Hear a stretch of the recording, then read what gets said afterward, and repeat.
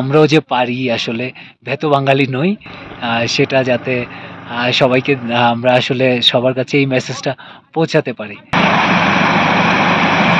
পর্বতারোহী হিসেবে দুটো ৮,০০০ মিটার পর্বত চূড়ায় জাতীয় পতাকা হাতে দাঁড়ানো নিঃসন্দেহে একটা দারুণ অনুভূতি। মজার ঘটনার ক্ষেত্রে যদি বলি, লোৎসে আরোহণের সময় আমি এবং আমার বাহাদুর তামাং দুজনেরই হচ্ছে অসম্ভব ঘুম পাচ্ছিল।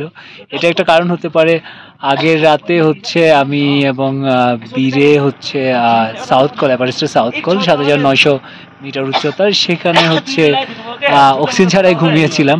আমি জানি না এটা একটা কারণ কিনা, দুজনের অসম্ভব ঘুম পাচ্ছিল এবং ওই সময় হচ্ছে পর্বতে আর কেউ ছিল না, আমরা দুজনই ছিলাম।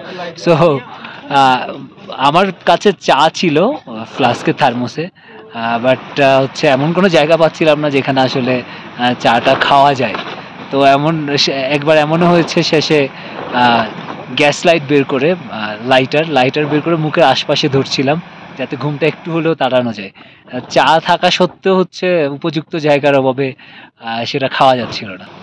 ভয়ঙ্কর কোনো ঘটনার ক্ষেত্রে যদি বলি, সেটা হচ্ছে ফেরার সময়, এভারেস্ট থেকে ফেরার সময় হচ্ছে আমি তুষার ঝড়ের কবলে পড়েছিলাম। আমাদের প্রায় ২.৫ ঘন্টা সময় নষ্ট হয় এবং আমার সাথে যে আমার ক্লাইম্বিং গাইড বীর বাহাদুর তামাং, বীরে বলছিল আসলে যদি এটা আর কিছুক্ষণ পারসিস্ট করে হচ্ছে আমাদের দুজনের ফ্রস্ট বাইট বা যেটা তুষারকত হাত পায়ের আঙ্গুলে হতে পারে, সেটা হতে পারে।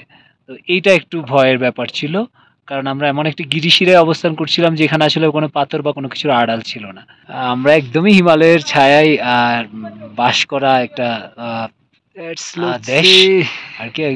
তো আমি এক্সপেক্ট করবো আমাদের প্রজন্ম যারা আছে তারা অনেক বেশি এই ধরনের এক্সট্রিম স্পোর্টস যেগুলো আছে মাউন্টেনিং এর মতো, এগুলাকে পারসিউ করবে এবং নতুন নতুন জায়গা এক্সপ্লোর করবে। আর ডিবিসিকে অনেক ধন্যবাদ এবং দেশবাসীকেও অনেক ধন্যবাদ যে আমার এই পুরো অভিযানের পাশে থাকার জন্য, সবার প্রতি কৃতজ্ঞতা। আমার এভারেস্ট এবং লোৎসে অভিযান শুরু হয়েছে গত ১ এপ্রিল, ওই দিনই আমি বাংলাদেশ ত্যাগ করি আর আমি বেস ক্যাম্পে পৌঁছাই গত ১০ এপ্রিল। এভারেস্ট এবং লোৎসে দুটো অভিযানের ক্ষেত্রেই আসলে বেস ক্যাম্প থেকে ক্যাম্প 3 অবধি ক্যাম্পগুলো একই, আর দুটো ক্যাম্প 4ই শুধুমাত্র আলাদা। এভারেস্ট আরোহণের অনুভূতি হচ্ছে, যারাই আসলে পর্বতারোহণ করে বা পর্বতারোহণে আগ্রহী সবারই আসলে একটা মনের কম বেশি সুপ্ত ইচ্ছা থাকে পৃথিবীর সর্বোচ্চ চূড়া থেকে বাকি দুনিয়া দেখার। তো আমারও সেই সুপ্ত ইচ্ছা ছিল এবং লাকিলি সেটা আমার পূরণ হয়েছে গত ১৯ই মে। আর এভারেস্ট আমাদের দেশ থেকে আগেও ক্লাইম্ব হয়েছে, লোৎসেটা প্রথমবারের মতো ক্লাইম্ব হয়েছে।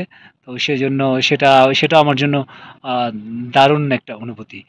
আর পৃথিবীর দুর্গমতম প্রান্তে অবস্থিত এইসব সৌন্দর্য দেখাটা হয়তো সবার সৌভাগ্যে হয় না, এদিক দিয়ে আমি খুবই ব্লেসড।